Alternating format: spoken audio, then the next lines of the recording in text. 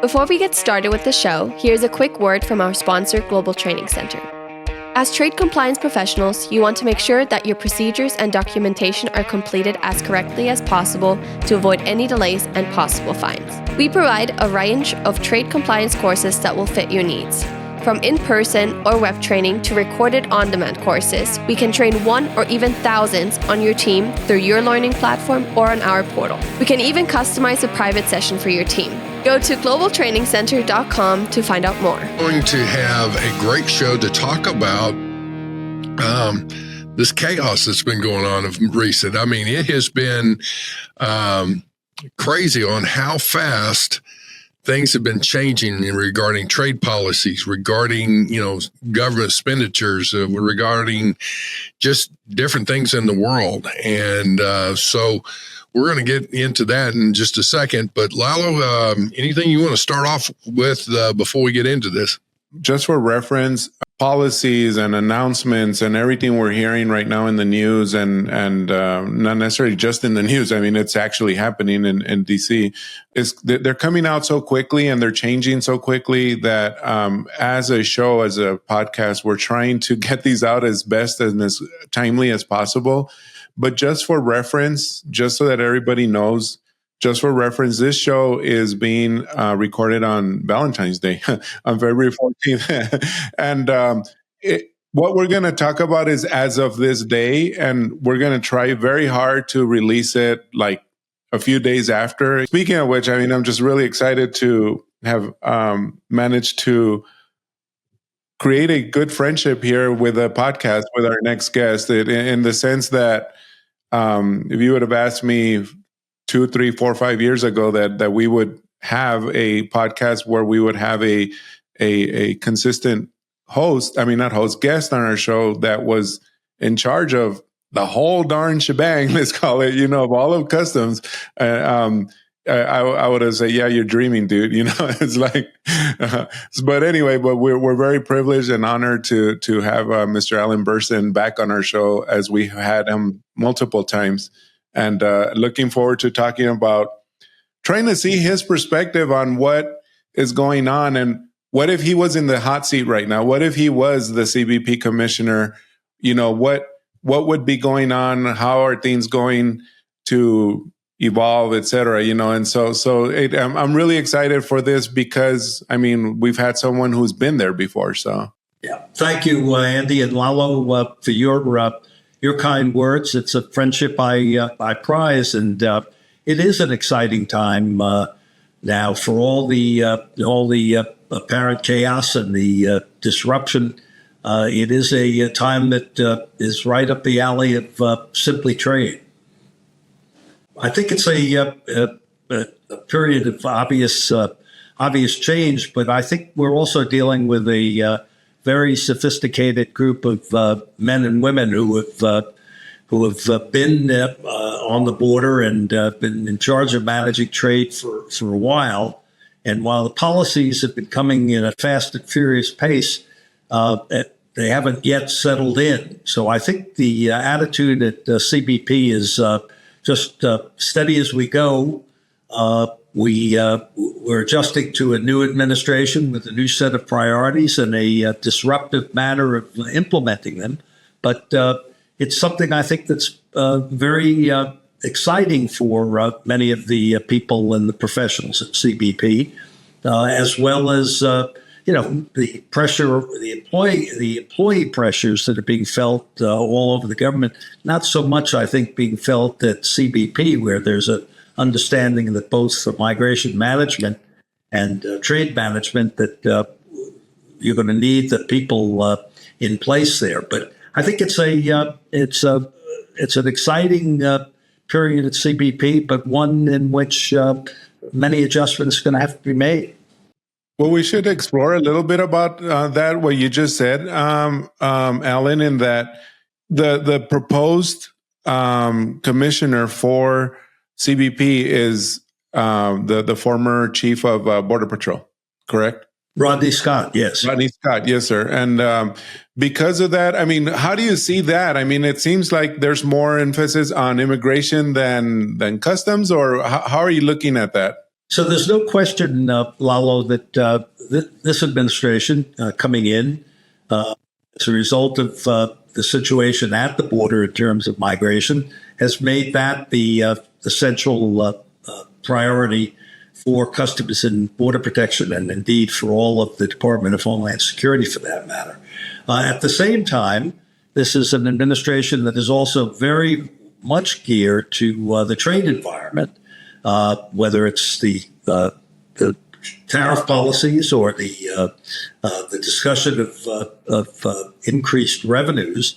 I think there's a real understanding that the blue shirts, right, the ports of entry at CBP are a critical part of the agency. So yes, no question that migration and the control of migration at the border is the top priority. But I don't think, certainly not in a way that it affected the country or the agency after 9/11, when trade really dropped off the agenda.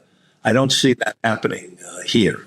Question: when I first reached out to you, I was very curious because I'm really bad about, and I have a hard time understanding, like when it comes to the government and laws and regulations and all. I mean, and just the way that the government really operates. You know, I'm pretty clueless on stuff like that. But I did reach out to you and I asked you about the proposed idea from President Trump on bringing the USTR under the Department of Commerce, a move that has also been done by former presidents, you know, trying to be done by former presidents, but it's always pushed back by Congress, especially because it seems to indicate that it's going to take away the tariff making powers or abilities from Congress and strip that away from them and moving it over to the Department of Commerce. So even as recent as I think yesterday, I believe if it was a press conference or something, somebody said that now that the Department of Commerce is responsible for that, which it's really technically not true, right? I mean, because it requires an act of Congress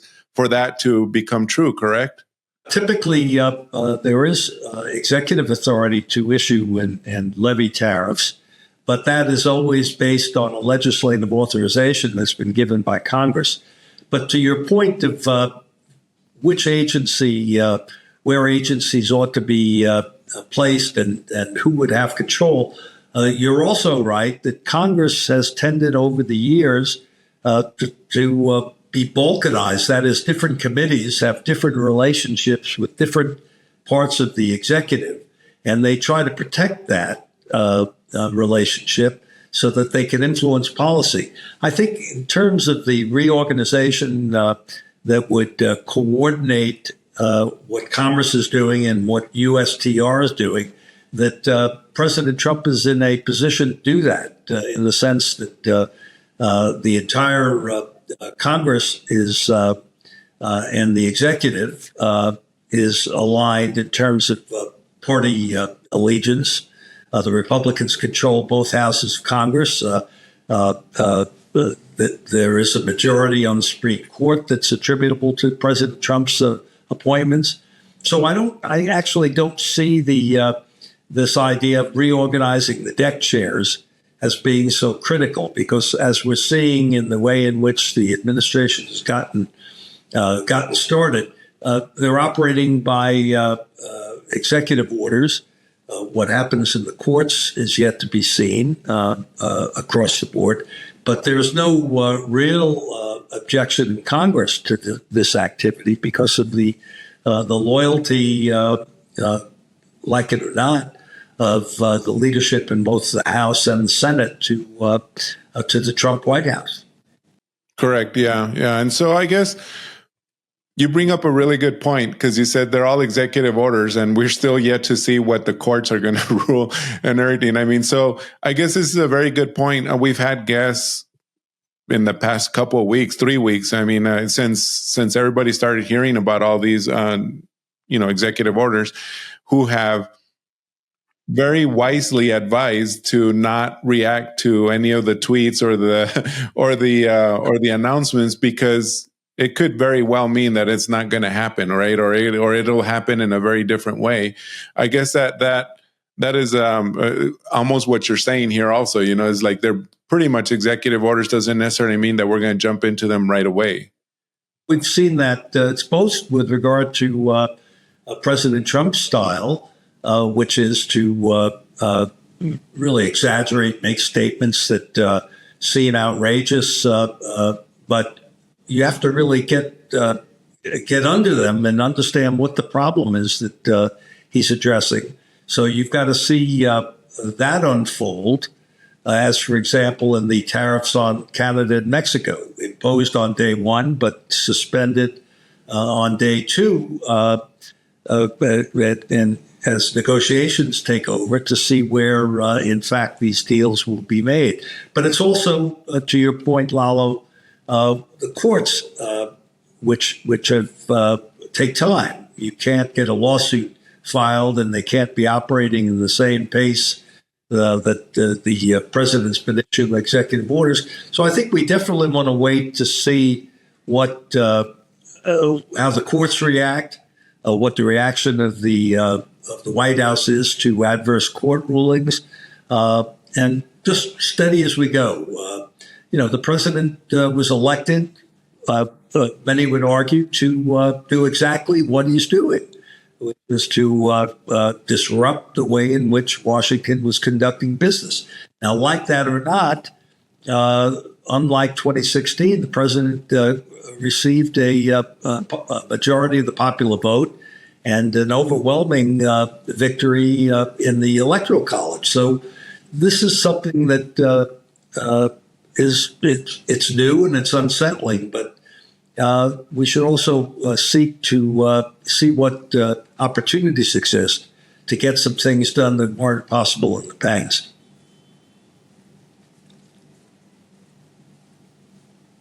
Let me ask you this. Because here at Global Training Center, obviously that's our job. That's what we do, is we do training. That's what our job is, and the reason Global Training Center exists is, obviously, besides putting together this podcast, the main reason is the main revenue making part is to provide training and on all the rules, regulations, et cetera. So that's what we do day in, day out.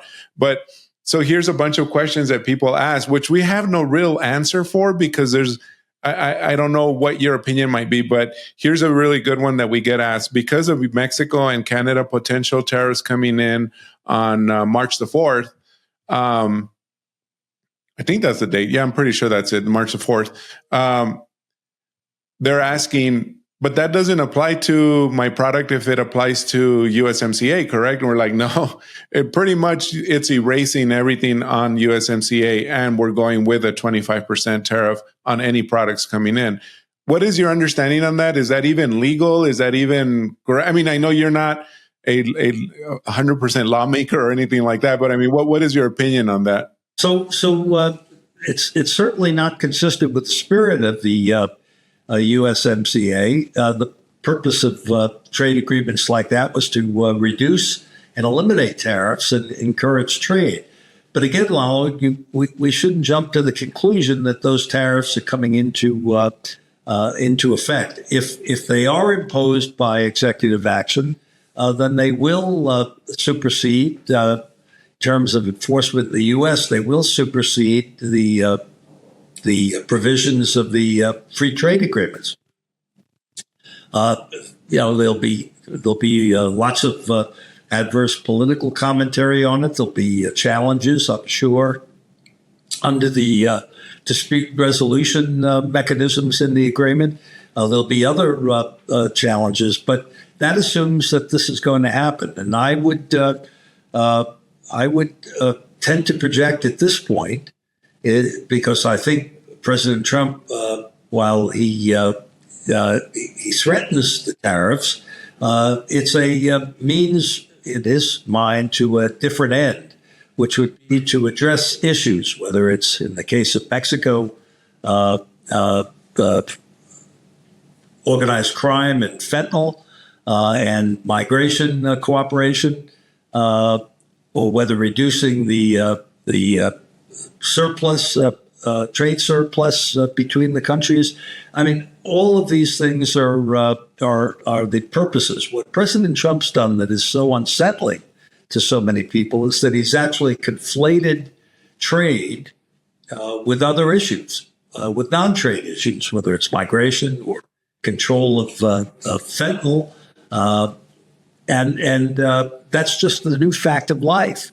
But I wouldn't jump to the conclusion and that this is going to be indeed what happens. I think much more likely we'll see a further series of agreements between Mexico and the United States on the one hand, and in different ways between Canada and the United States on the other.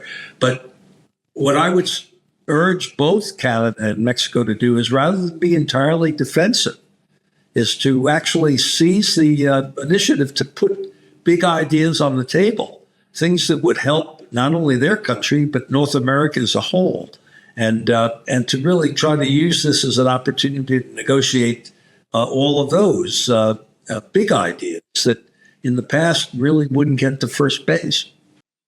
Yeah, and I see that what you said, and to Canada and Mexico's credit, I do see some effort in their side, right? I mean, like Mexico sent 10,000 troops to the border. Canada put together a plan where they're going to be spending, and I'm sorry, I don't remember the billions of dollars that they said they were going to be spending on border security, and trying to, tighten that up a little bit more. But I do like also. I know the president in Mexico. She's pretty sassy, and she's really trying to see this as, I know he's using this as a negotiating tactic. So let's see what we can do. That's the message I get from some of her speeches or whatever she might be talking, in any of her press conferences. So that's good news on that. So yeah, but absolutely. But what I would say, Lalo, in the responses that you recorded that you referred to, yes, Mexico sent 10,000 troops. Canada's putting further border security issues in and appointing a fentanyl czar. But I'm talking about actually going beyond that, go beyond the ballpark that the president's defined and get to issues like, for example, pre-clearance. I mean, why not talk about why pre-clearance that would have a lot more cooperation between Mexican and U.S. customs on targeting. They could work together to keep Chinese precursors from coming into Mexico. But if you had this kind of cooperation between Mexican and Mexican border management agencies and CBP, I think what you'd see is a identification of many cases in which Mexico is not collecting duties that are due them because of misclassification. We could also then use this not only to develop trusted networks of traders, but we could pre-clear things at the factory floor and really use this as an opportunity to expedite lawful trade travel, both from Canada and Mexico into the U.S. and vice versa. So I'm saying go beyond the negotiating issues that the president set. Be responsive if you can.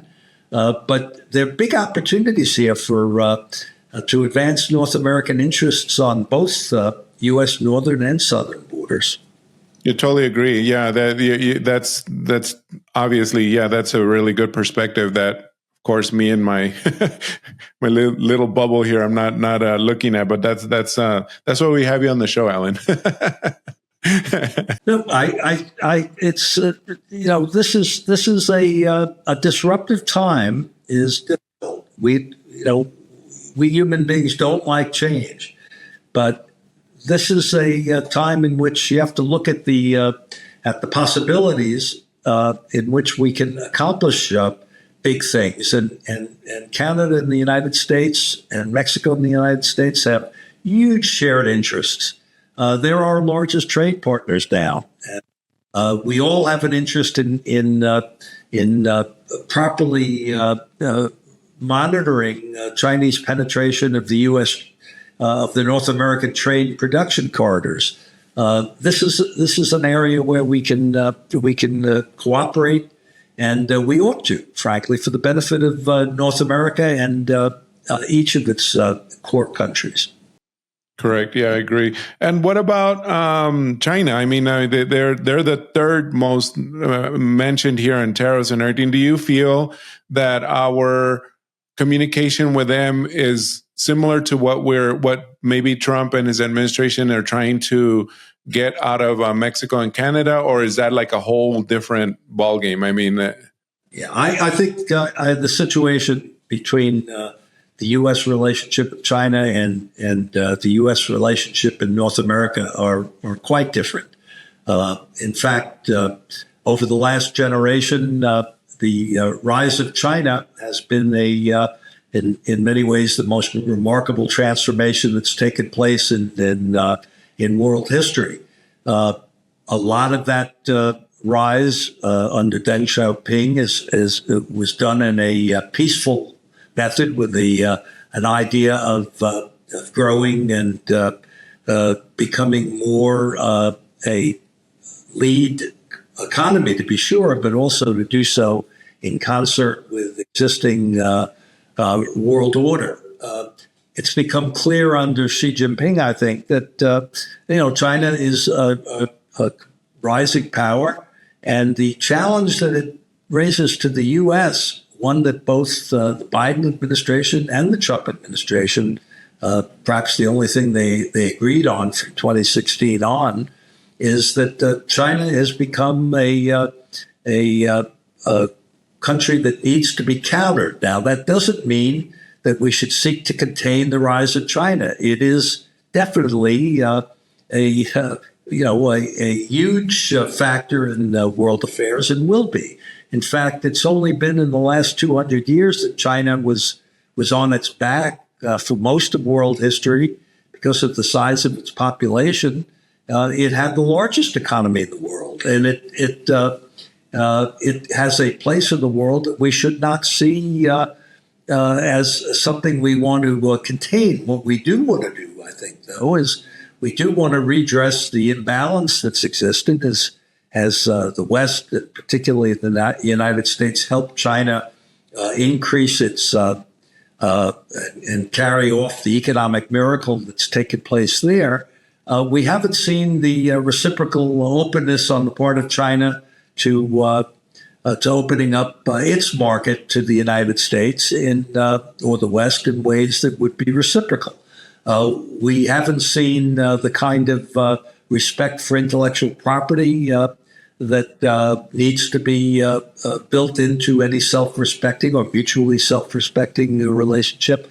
The big challenge, Lalo, of the next generation, in my mind, is how do we keep the trade competition, what is definitely going to be a competitive situation between the United States and China, from degenerating into a diplomatic and military conflict between the two countries. That would be a catastrophe for both countries and the world. But there's definitely the need to reshape the way in which we've been dealing with China trade policy. Yeah, totally agree on you on that. On the any military implications that might bring, especially when you also factor in the situation with Taiwan and how we want to protect that, and China insists on taking that over as well. And I guess we certainly see that a lot also with other territories, like what's going on in Israel and Gaza and going on with Russia and Ukraine, just figuring out what they're going to do with territories. But let me just jump into this also, and let me ask you on. You kind of talked about, or you're discussing a little bit about I'm having trouble with the word reciprocity, or the reciprocal of trade, of tariffs, us matching what others are doing to us and everything. If Andy were here, and by the way, everybody, apologize, Andy did start the show, and for some reason, either his internet went out or something happened, and he just dropped off, and apologies for that. But if Andy were here, he would probably be bringing up the fact that, how U.S. products are not treated equally or fairly throughout the world. Not going to go into all those details or anything other than the understanding that we all understand and know that is a fact. So recently there was and remind me what it was. It was either a proposal or an investigation of for us to look at how we can address that and do the reciprocal tariffs, correct? Is that what, I think that was just announced yesterday or something by President Trump? Yeah, well, listen, I think we learned ever since the Depression and the experience that we had with the Smoot-Hawley Tariff Act of 1930, that tariffs should be avoided if at all possible. That in fact, free trade, which has fueled globalization, mostly for the good, although there've been downsides to be sure, has been very beneficial for millions and millions of people in the world have benefited from globalization. It's been uneven. Tariffs and retaliatory tariffs are actually not a good development if you can avoid it. What President Trump, I think, is saying is that if there are imbalances in the trade, if a country's market is not open, or if regulations are such that U.S. producers and businesses don't have equal opportunities of access, then that's not going to be tolerated, and there will be tariffs placed on goods imported into this country. But again, that I hope and I think the main intent is to cause changes in the way in which countries treat U.S. business, rather than for the sake simply of punishing other countries. That remains to be seen, and we need to see this play out. It's going to be much more complicated, in my view, to accomplish this with China than it is with North America and even with Europe. The recent round of tariffs has been articulated or directed to the EU, to the European Union. But steady as we go, Lalo. Let's wait to see what the reactions are, and businesses will have to react. But I don't think it's going to be from one day to the next. I think we're going to see a long series of negotiations with China, and we'll see how the leaders, policy makers, actually resolve this and avoid something that would be mutually self-destructive. Well, okay, so now let me go back to my original statement that I said, let's pretend, or let's say you were in the hot seat right now. You were the one, and you're the commissioner today. We all know CBP's job is not to make policy, but to enforce it, correct? Okay, so because of that, what would your strategy, or what would you be thinking right now? I mean, you are looking at enforcing, and this is very close and dear to you because of your relationship with like Altana and forced labor, than you being in China quite often, actually. So enforcement of forced labor, enforcement of like now de minimis, right? I mean, because now that is coming in. What about the steel and aluminum tariffs now going down to a point where even if my product is not evident that it's classified under steel or aluminum, let's say this mouse here, but let's say this mouse has some steel or aluminum, I'm going to be taxed or tariff on the what is aluminum or steel. So now we're talking about several level deeps of tracing that product and making sure that you're declaring what is steel is, so you can pay tariffs. At least that's the way I understand it. And sorry if I'm misinterpreting that. So what I'm trying to say is, now you're looking at a workforce that you currently have, that you have geared up to maybe enforce whatever you thought you were going into, but now you have 2 or 3 times the work. where do you feel is the focus in now? Like, where's the enforcement going to be? Where is it? Like, what? I guess I just kind of want to pick your brain and see what do you feel you might be doing today? I mean, obviously trying to hire more people, but I mean, but then there's also the Elon Musk and Trump idea of reducing the federal workforce. So I mean, how is this going to all work into it? I mean, I guess again, let's look into your little crystal ball of what would you think might be doing. So this is the kind of scenario planning that the agency goes through. I think pretty routinely when faced with policy changes. What's different now is you're getting a large number of potential policy changes, none of which have yet been finalized, so to speak. You've got a lot of motion, but not a lot of things that have yet been set for implementation. But CBP's become very sophisticated on the trade front in understanding which ports of entry actually handle which imports, what the nature of the business of the major ports are, what the Port of Long Beach does, what the Port of New York and New Jersey does at Port Elizabeth, what Savannah does, what Houston does. I mean, all of this, we have teams that have been organized to deal with very different products being brought into different places in the country. We have centers of excellence that have become quite proficient in understanding this. So I think the organization is capable of being able to organize and be prepared to implement responses as these policies actually take shape and are implemented. There will be lag times, to be sure, in the same way that it took probably a year and a half before the Uyghur Forced Labor Protection Act was being enforced regularly by Customs and Border Protection.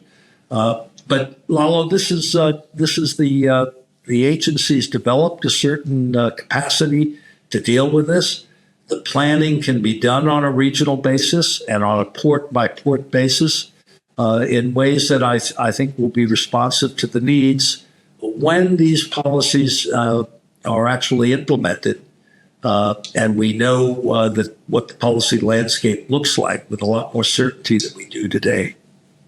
Great. Yeah. So that was more like on my, the reason I was asking is just to take a look at that and how, like what the future challenges might be, what are current challenges. And I it perfectly answered. Thank you. Thank you for that. It's just, again, it piques my curiosity in trying to figure out, so how are we going to like address all this, and a lot of us, prepare for, okay, this is a plan. We're going to, we now know that we saw last year in 2024 that there was a dramatic increase in like forced labor enforcements, and is that going to continue or is it going to diminish? Things like that.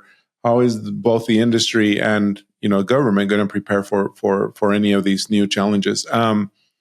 Alan, I don't want to take too much more of your time, but I mean, do you feel we might have missed anything or that we should cover? And well, how do you feel that if you have any other final statements or anything that you might want to make? Yeah. So two points in terms of change. The largest challenge will come if, in fact, the minimis changes are made permanent and are implemented. That's been the largest change, I think, in the trade world over the last number of years, Lalo. We now see coming into the United States, 4 million packages a day are being, small packages a day are coming in. And if the de minimis rules are changed, which apparently I think they will be and should be in some ways, both to prevent fraud and abuse, but also to monitor more what's being shipped into the country without manifests, without a whole lot of information. That's going to take a major change at Customs and Border Protection and in the trade community, where we start to see requirements that packages be identified, at least if not with a full manifest, but at least with enough information to permit CBP to make judgments about the risk that the package may present. So I think that's a big change, and one that the agency has been confronted with, and I think is working on. And then the second point that I would make is that this agency is very, very critical to the trade world, and it's improved dramatically in its communication with the private sector. I think, if you look over the last decade, the communication that takes place between the private sector and the regulators at CBP and elsewhere has increased dramatically in the CBP context. That needs to continue. I think what we're going to see over the next phase, regardless of what becomes, what policies actually are ultimately implemented, is that we have to get away from the adversarial relationship on the American side between the public and private sectors. We need to see a new cooperation. We need to move away from the gotcha attitude in terms of trade enforcement. And this is, I think, a major long-term shift that CBP is moving toward, and the private sector as well. So just to wrap up, I'd say in the short term, the biggest challenge is going to be in the e-commerce and the small package business faced by CBP. And in the midterm and the long term, it's moving from a adversarial relationship to a cooperative one in which the roles of both regulator and regulated are respected. But there's a lot more communication between these major actors in the public and private sectors. Okay, yeah. And I do see a little bit on that second point that you made. I do see a little bit more of that. I mean, we, as a podcast, are even being reached out by CBP to come on and talk about certain, just points, or I mean, like on forced labor, or even the continuing education requirement, things like that. And they do want to do more public outreach, and thank goodness for that, because I would love nothing more than to have government people also on my podcast to be the front line on communicating this information to folks, and at the same time, I don't know if you're going to be at the what do they call it now? Trade Summit, I guess they call it in May. Yeah, no, I will. I haven't been there in a couple of years, but this would be a very important year to be there, because by May, we're going to start seeing some of these policies will take shape because decisions will have been made following the negotiations, and CBP will be right in the vortex of all of these changes. Yeah, exactly. So. For anybody listening, it's not, the details are still not out, other than it'll be in May, first week in May, I believe, like the 3rd, 4th, and 5th, or something like that. Apologies if those are not the dates, but it is the first week in May. It is in New Orleans, but there's still no formal way of registering, and there's no formal way of booking your rooms or anything like that. But I kind of brought that up only, Alan, because that I feel is also a way how CBP is reaching out and doing that public outreach.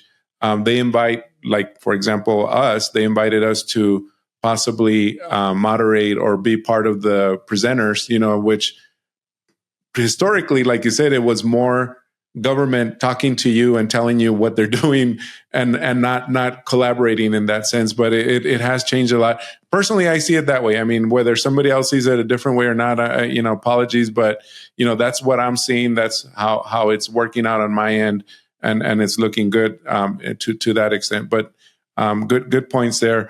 And Alan, well, thank you. I mean, I can't thank you enough. I mean, we always say this, we can spend a couple hours talking to you, and hopefully if we see you at the trade symposium, maybe I'll grab a seat with you and turn on the camera and we'll talk, and we'll get others like Cindy Allen or, some of your former colleagues to just sit around in a table and just talk. That would be a really interesting conversation, just to hit the recorder and see what we can grab. But if we do see you out there, that'd be amazing. So, but anyway, thank you again. You're always so grateful with your time or generous. I'm sorry. You're always so generous with your time, and we really appreciate that. And I know you're traveling abroad, so hopefully you continue to enjoy your time out traveling outside the country. Will do, Lalo, and thank you for the service you and Andy provide. Thank you, sir. You have a great afternoon and safe travels. And again, hopefully we'll see you soon in person.